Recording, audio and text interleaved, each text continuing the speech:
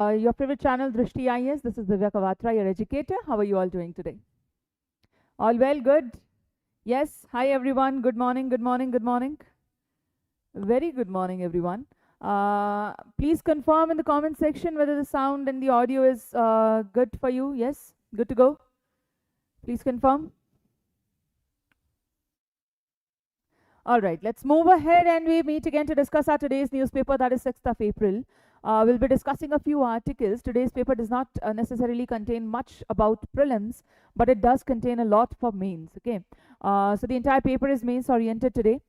Please read the articles that we'll be discussing, because mains articles are definitely going to give you good insight into how to, express different opinions about the same topics, how to express your knowledge into words, and they're very amazing articles, okay? We'll be discussing the summary of them, but I would request you all to just go back and read the same articles that we have discussed, which will be much easier for you to read now after we've discussed the summary already, right? So do read them and they'll be help a great deal, yeah? Okay. Let's start, and in today's pipeline, we have India's nuclear power strategy. The second topic is WTO failing, executive office without limit, and elastic rules.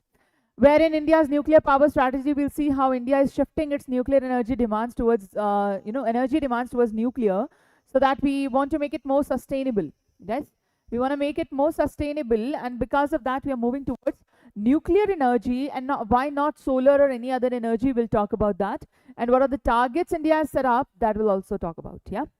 Secondly, we'll be talking about WTO failing as an international organization. Is WTO still relevant, or has it completely failed, or is it on the path of failing? What is happening with WTO? What is its task, and how is it not able to comprehend the current world order, the current trade orders that have developed, and the recent dynamics of the international politics, right? So that also we'll be discussing. And then the third news that we have is executive office without limit.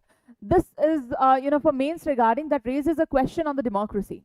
That raises a question on Indian democracy, stating that every large democracy, as India, has a particular limit to the tenure of PM. Yes, how many times a PM can be re-elected? On that, they have a limit.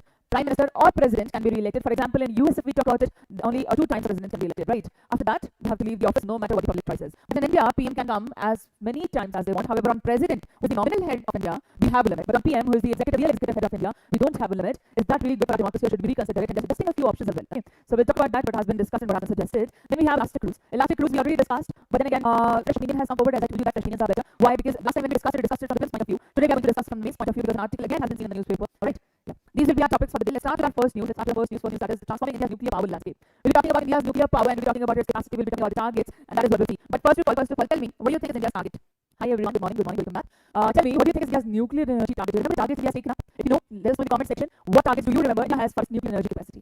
Now let's talk about the nuclear energy, and let's talk about its, relevance here. Why we are focusing so much on nuclear energy, not going towards any other sources of energy, like we're not going towards solar, we're not going towards wind. That doesn't mean we're not producing solar or wind. We are producing them. But the thing is that we're moving more towards nuclear energy now. Why this shift hasn't seen in India? Why are we taking this shift? That is quite an important thing, right? So that's what we're discussing. Then when we talk about nuclear energy, we see that the utility here, is on a vast scale, while the side effects or the negative breakdown, if we see, are not much. Yes, not much. Why so? If you have established a nuclear power plant, it will be a 24/7 supply. A 24/7 supply, that too of clean energy, keeping our environmental targets intact also. Why? Because if you remember, India has a target of what? Making India a net zero emission country. A net zero emission country. By when do we need to make India a net zero emission country? Do you remember that? By when are we trying to make India a net zero emission country?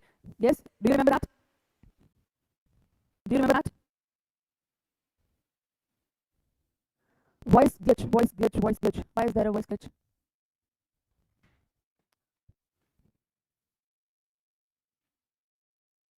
Just wait, we're checking, okay? We're working on it. Please allow us some time.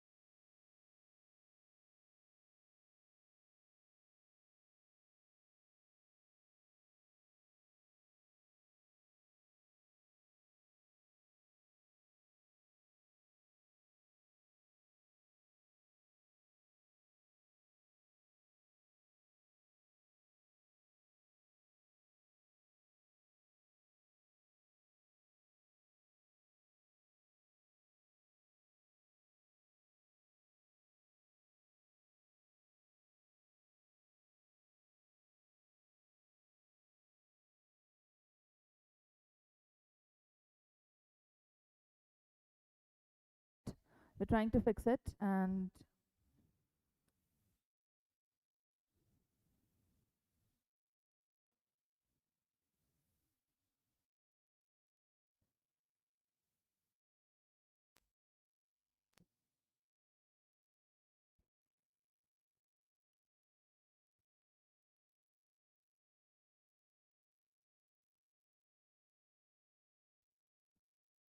hello, hello.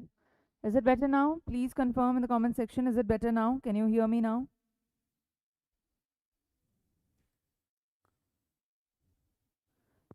Is it audible now? Please check and please confirm. We've made some changes. There is, we are taking the class from a very distant place, right? A few things have changed in our schedule, and because of that, we are at a very distant place where network issues are enormous in the hilly regions.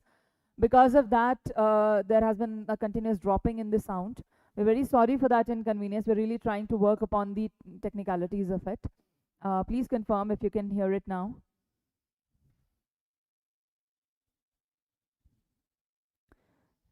Now it's clear. Now it's clear. Yes. Okay, let's continue then. Thank you for the confirmation. Net zero emission, by when do we have to achieve the net zero emission target? By when does India have to achieve? By when does India have to achieve the net zero target?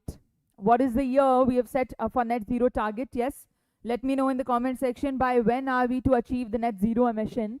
And once we do that, we need to cater to the consistency of it as well. To maintain that consistency, we need such energy resources that we can rely upon and make sure that it doesn't impact our environment and our targets and our position in the international platform. Yes. Now to do that, we are trying to focus on nuclear energy that doesn't have much of the side effects. It will give us 24/7 supply, and more importantly, it will give us nuclear security as well. It is not just about energy; it is also about the security that we can hold under the name of nuclear energy. Yes, so that's what we are trying to do here, and for that we have taken certain steps. That is, India has come up with the Shanti Act. Yes, India has come up with the Shanti Act, and under that act, what we see is the transformation was done. A transformation was done. What was the major transformation? Like, we already had nuclear energy programs and everything, but the Shanti Act primarily was brought because everywhere, when we saw that every other country was able to do much better than India in nuclear energy, we started comparing. When we compared, we tried to find out what was the reason that India was not able to cope up with that development or cope up with that growth. Okay, so when we tried that comparison, we found out that everywhere in every other country, the private players were playing a huge role. While in India, private players were not allowed to enter the nuclear arena, right? Because of that, India was not able to cope up with that growth. So this time, when we came up with the Shanti Act, what we did was we involved the private players. Okay, the major change that was brought down here was that we wanted to involve the private players here so that we could also cope up with that growth. So this gave us the whole process was given the statutory status under Atomic Energy Regulatory Board, and with the statutory status and the private players getting into the playground, this has been seen as the greatest revolutionary step that could have been done in the nuclear energy segment. Okay, now why do we need this? Because we are expanding our renewable energy. Yes, we are expanding our renewable energy. Now current status is that as of June 2025, if you'll see that total generation capacity is only 476 gigawatt. How much is it? 476 gigawatt, and it is only 1.8%. It is only 1.8%. We really need to increase that because that dependency is going to give us a sustainable view. Yeah, exactly. Now for that, the primary legislation that has been brought down,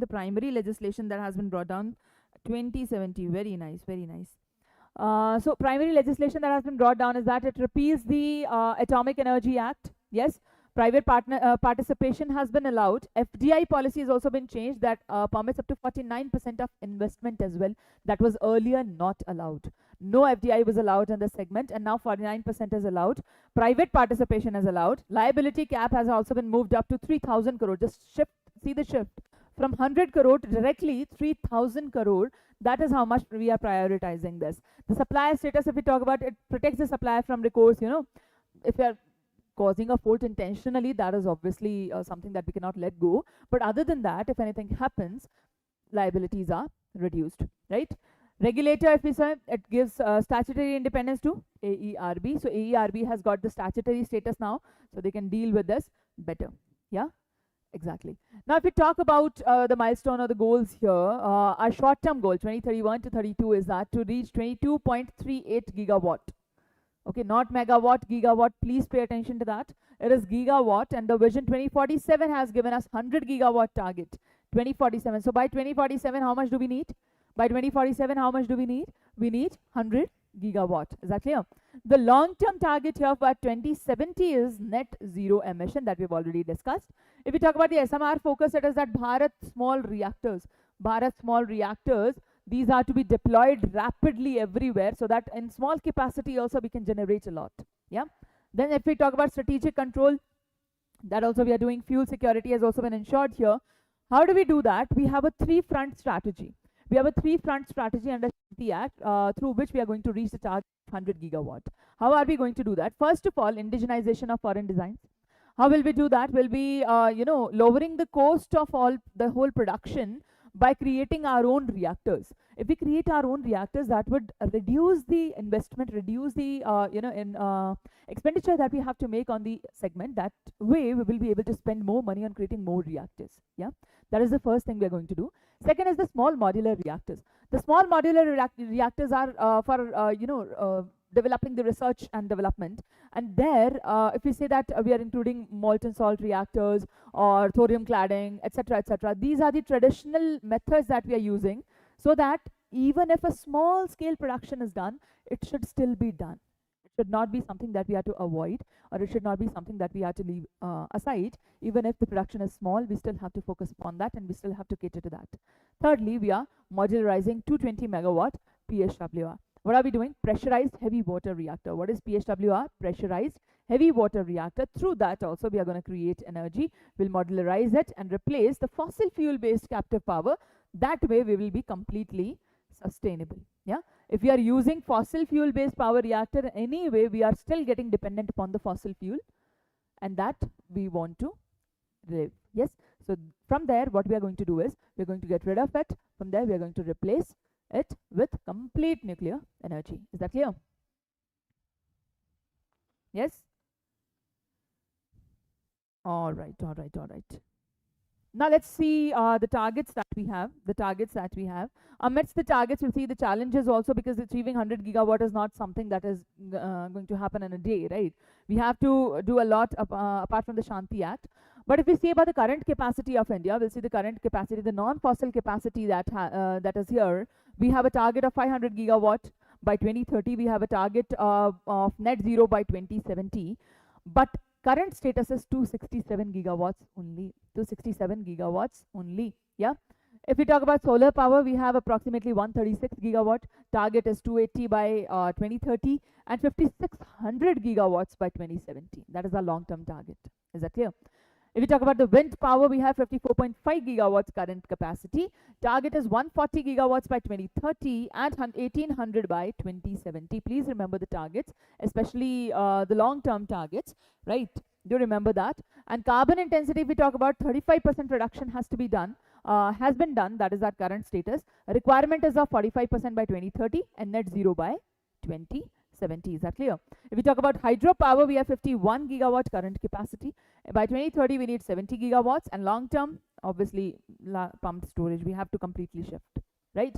If we talk about green hydrogen, the pilot project has been started for this. We don't have much current capacity right now. We have not done anything apart from installing some things on a pilot basis, not pan-India. By 2030, we are targeting 5 MMT and long-term target energy independent by 2047. That's all. In the nuclear power segment, if we talk about it, 8.78 gigawatt is what is our status right now. And the target here is 14 gigawatt. What is the target? 14 gigawatt, and by 2047, 100 gigawatt. All right. These are our targets that we are going to do. If we talk about ethanol blending, we'll have 19.8%. Approximately 19.8% is our current capacity. By 2030, we need 20% increment here. And by long-term goal, we need flexibility. Yeah.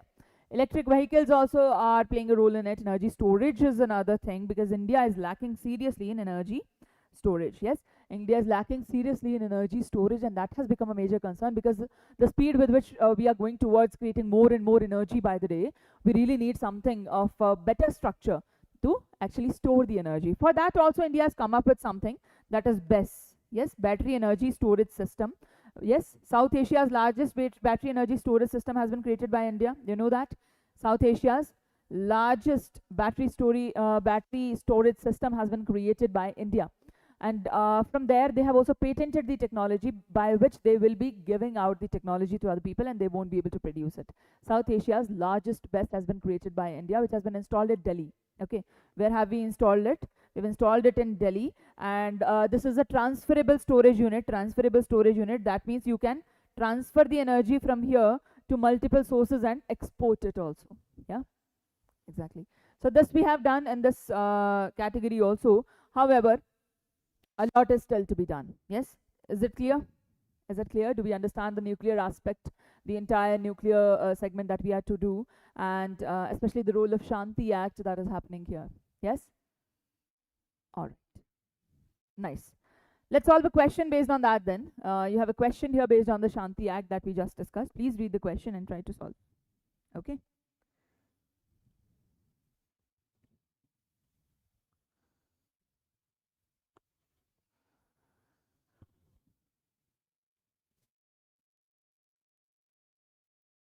Just read the question, try to solve.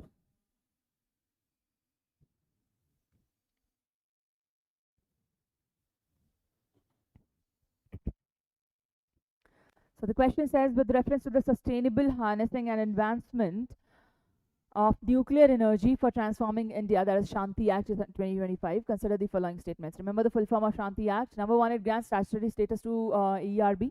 Second, it allows private sector companies to build, own, and operate nuclear power plants. Third, it repeals the Civil Liability for Nuclear Damage Act of 2010. Which of the statements given is correct?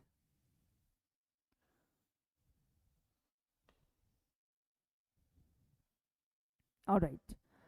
Very nice. The answer is D. 1, 2, and 3. All the statements are correct. We just read about all three of them. Yes? All right. Nice. Let's move to our next news for the day. That is WTO failing. WTO failing. Yes? What is WTO? You'll see the WTO that was established replacing GATT. Now, before WTO, there was an organization called GATT. The main purpose for both the organizations was what? That we have to cater to the trade goals here. The trade goals here, because every country is doing what? Trade. And if they're trading, that means trade has to be fair. Yes, the trade has to be fair. So to ensure that the trade is fair, nobody's exploited. For that, we had GATT, and that was later replaced by WTO. Okay. Now, WTO came into existence in 1995, January 1st, 1995, when GATT started failing. GATT started getting irrelevant, a little bit irrelevant, and headquarter lies in Geneva. Currently, we have 166 members here. And if we talk about the most recent ones, so we have Comoros and Timor-Leste. In 2024, they've joined, and it holds for 98% of the global trade. Budget is 197 million. Yeah, exactly. This is WTO for you. Now, why was it created? It was created for trade goals, yes. For market regulations, yes. But actually what is happening is that in current scenario, if you see, US is just putting tariff on every other country. Yes. Now, if this is allowed, then what is the use of WTO? If you are making sure that international trade goes smoothly, what is the purpose of WTO? How WTO is going to work if this is the scenario where they can put tariff on any country, any time, at any rate? Yes, there is no limit to that. There is no restriction to that. There is no compensation to that. So that means, is WTO coming to a downfall now? Just like any other international organization that we've been talking about, that UN is also losing its relevance. Is WTO also losing its relevance? There are other important reasons also to think of that, because in the recent meeting, in the 14th meeting that they had, in that also we've seen that they were not able to reach multiple decisions. Yes, and why are they not able to reach multiple decisions? Because WTO is generally, dominated by US, And if it is dominated by US, such decisions been taken against US are not quite possible. And because of that, a lot of things have been left undecisive. And also other things that WTO should be taking strong stand on have been left undecisive. Let's see what those decisions are. We'll talk about that. All right. But the major challenges right now, MC14 that happened in March 2026, under that the major challenges that we have is the digital tariff that is being imposed. Because what happened was, when we talk about tariffs, we talk about tariffs on goods and services. Yeah. So WTO created this concept that services should also be tariffed. Yes. If goods are being tariffed, services should also be tariffed. And if we're going to tariff the services, that means naturally we have to focus upon creating a lapse for that. But in digital tariffs, when we talk about, in 1998 moratorium, we saw that the custom duties for digital transmission were lapsed. Now, currently, what is happening is countries are not technically free. Why? Because there is software and all these things like going without custom duties because they are digital. Now, should it go without any taxation just because it is digital? That is the question, and they want WTO to decide on that, how international sphere is to go with that, right? And if we talk about legislative crisis, there was this investment facilitation for development. They were about to create investment facilitation for development, but India has actually opposed it. Why did India oppose it? India said that, okay, this might not be in our best interest, and that might also bring the outside powers into our economy, and we are not ready for that. Yes, so India has been strongly opposing this IFT. Okay. We'll see that. And then dispute settlement, if we talk about the appellate body, the Supreme Court of Trade that is here, it is still non-functional. Because if there is a dispute when US is applying tariffs, shouldn't the dispute between India and US regarding the tariffs be settled in WTO and its appellate court? Shouldn't it? But is it happening? No, it's not happening, right? Why is it not happening? Because we're not even going there. Why are we not going there? Because we know that the appellate body is non-functional. It is not going to do anything. Even if we take the case there, there might be no such good decision there, right? So we have to cater on it on our own. That's why it is being considered that it has totally become irrelevant. All right? Yeah. However, the theory comes that we are moving towards plurilateralism. Yes? Where are we moving? We are moving towards plurilateralism. Why plurilateralism, we are saying? We're talking about plurilateralism because we are moving towards multiple powers, yes, but we are not calling it multipolar. Yes, we are not calling it multipolar or multi-party, we're only calling it pluritarian. Why? Because when you are going towards a trade, what is being said is that the major concern of WTO was, if you are to produce everything, if every country says that you will produce everything, I'm going to produce everything, I'm going to cater to all the market, there will be no trade, right? So everybody can be self-dependent. Now, but the question is, isn't that good?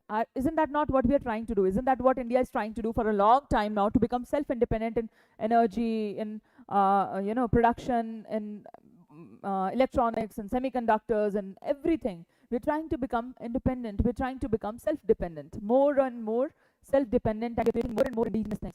So that's a good thing, right? It's a good thing for the growth of a country, isn't that? We're not dependent upon US, we're not dependent upon Russia, we're not dependent upon China. Just imagine the power of India. Wouldn't that be good? It would be, right? Feel good that you won't have to depend upon US, and when US comes calling, you can just say, okay, go. We are not going to listen to you. We can do that, right? But right now we don't have the liberty or the prestige to do that, right? Because we are not at such a power. We're not at such a position that we can actually take an entity from these countries. But if we have our self-dependence, if we have the indigenous production, we will be able to do that. Yes? But what WTO has a theory. WTO has a theory that in the last World War situations, when it was observed, or after that also in 1995 the wars are observed, they've come to a conclusion that if there is more trade, that means there is more dependency, which is true. But what they point out is that if there is more dependency, there is less war. If there is more dependency, there are less conflicts, because they're able to compromise on the fact that we need them and they need us. As simple as that. At times of need, you don't go and fight with the person, the only person standing by you, do that. Of course you don't do that, right? So if we create more dependency among nations, that would lead to a far more peaceful world than we have today. But right now, every country is going towards self-designation. And with that, we can see the wars increasing, because US feels that US is not dependent on anybody. Right? So US feels that they can do anything to anybody. Everybody is dependent on them, so they can just make them rule like a puppet. This very concept of what WTO was going against, but it has anyway happened, regardless of the fact that WTO tried to protect it. That's what pluralitarianism was going to do, that if there is pluralitarianism, then everybody would be dependent upon each other, and in that manner they would not fight each other, they would not be in constant struggle with each other, there would be no wars, and it would be a peaceful world. Yeah? Is that clear? Exactly. So that's why this has been raised as a question whether WTO is still relevant or not, right? Yeah. There are the end of moratoriums, different custom duties. We talked about the the agreement is getting failed, investment facilitation, which is primarily rejected by India, saying that there are no legal safeguards for countries like us, and if you enter our arena, you are not going to leave. We are very sure of that. Give us some legal safeguards along with that, so that when this comes, we are protected. We are protected, and you are not giving us legal safeguards. That's why we are not going to accept this, right? So naturally, no consensus has been reached in any matter whatsoever. And if there is no consensus, that means we are obviously not moving in a very strong direction, not going to have a stable system. Yeah, exactly. Now, WTO has some systems. Okay, WTO has some systems. What are those systems? Let's talk about that. What are those systems? Voice cut out. Is everybody facing a problem? Please comment. Is there a voice problem for everybody? Please confirm. WTO has most favored nation theory. Most favored nation that all trading partners. There is no discrimination. There is no most favored nation thing. But this is threatened by coercive unilateralism that has been promoted by US consistently. Yeah, the trade blocks are also here. Preferential trade blocks are here. Because of that, this has been balanced from time to time. When they have the national treatment, they treat foreign and locals equally once goods enter the market, and there is no other structure. This is most favored nation status, and local goods can also be bought in the same price. Free trade where the barriers are done, but at current state we can see that there is a failure regarding this e-commerce tariffs. There is a failure in the system. Yes. Yeah. Is there a problem with the sound? Okay. Next, we have predictability, binding agreements and transparency. Weakened because dispute settlement, the appellate body is not working. That's why the entire structure is weak now. If there were fair competition, discouraging unfair practices, but somehow the current tariffs and agreements that are being bypassed are on a very large scale. Naturally, WTO is coming to a halt. Regarding WTO and MC14, we have a question for you. Please read the question and try to solve and give us your answer. Okay.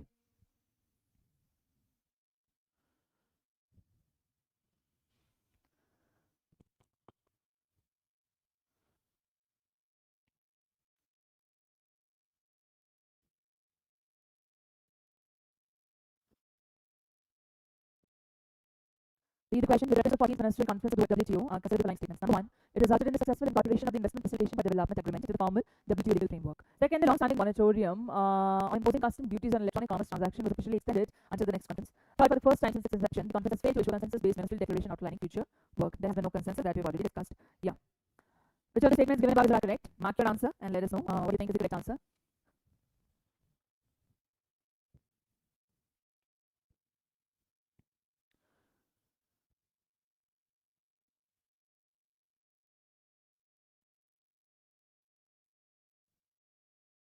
Done? Are we done with the answer? Yes? All right. That's all. The answer is B. The answer is B. That is 3 only. The rest we have done right now. That in successful incorporation, no. Why? Because India rejected it. Yes. Long-standing moratorium on electronics and commerce was officially extended. No, there was no result on that. That was one of the issues of the meeting, that there was no result on that. Right? Well, this one is correct. The rest both of them are wrong. Is it clear? Yes? All right. Voice problem, voice problem, voice problem. All right. So there is some issue with the voice. There is some issue with the technical part of it. So I'll end the session right now. The remaining news I'll try to cover up in the next session when we meet. Okay. We'll take yeah. We're going to be discussing